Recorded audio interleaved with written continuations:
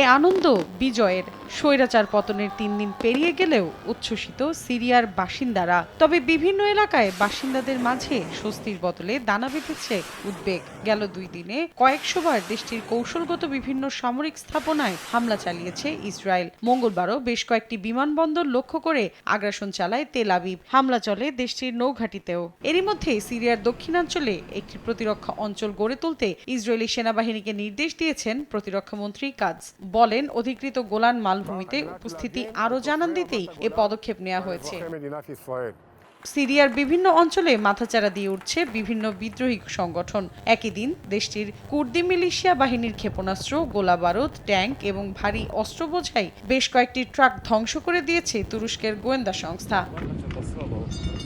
রাজনৈতিকভাবে উত্তাল সিরিয়ার বিদ্রোহীরা দামেস্ক দখলে নেয়ার পর মোহাম্মদ আল বশিরকে অন্তর্বর্তী সরকারের প্রধান হিসেবে নিয়োগ দেওয়া হয়েছে। মঙ্গলবার দেশটির রাষ্ট্রীয় এক টেলিভিশনে দেয়া ভাষণে বশির বলেন, ১ মার্চ পর্যন্ত দায়িত্বে থাকবেন তিনি।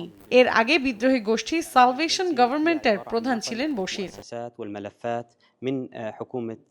এদিকে টানা তৃতীয় দিনের মতো বাসিন্দাদের উপচে পড়া ভিড় ছিল লেবানন সিরিয়ার মাসনাস সীমান্তে। কেউ গাড়িতে চড়ে, কেউ পায়ে হেঁটে, কেউ বা আবার কাঁধে ব্যাগ নিয়ে ফেরেন ঘরে। এ সময় তাদের চোখে মুখে ছিল নিরে ফেরার আনন্দ। ভিড়ের মাঝে অনাকাঙ্ক্ষিত ঘটনা এড়াতে তৎপর ছিলেন লেবাননের সেনাবাহিনী ও নিরাপত্তা কর্মীরা।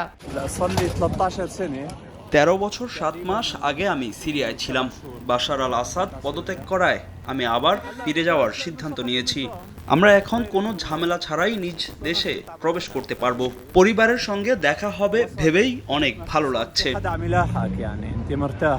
অন্যদিকে দীর্ঘদিনের যুদ্ধে ক্লান্ত হয়ে পড়েছেন সিরীয়রা। তারা আর কোনো যুদ্ধের জন্য প্রস্তুত নয়, এমনকি তাদের আর কোনো সংঘাতের মুখোমুখি হতে হবে না বলে এক বিবৃতি দিয়েছেন বিদ্রোহী গোষ্ঠী হায়াত তাহরির আল শামের প্রধান আল জোলানি। এদিকে দেশটির পালিয়ে যাওয়া সাবেক প্রেসিডেন্ট বাশার আল আসাদকে আশ্রয় দিয়েছে রাশিয়া। এক সাক্ষাৎকারে বিষয়টি নিশ্চিত করে রাশিয়ার উপপররাষ্ট্রমন্ত্রী জানান, বাশার নিরাপদে মস্কোর মাটিতে পৌঁছেছেন। মৌসুমী সাথী, সময় সংবাদ।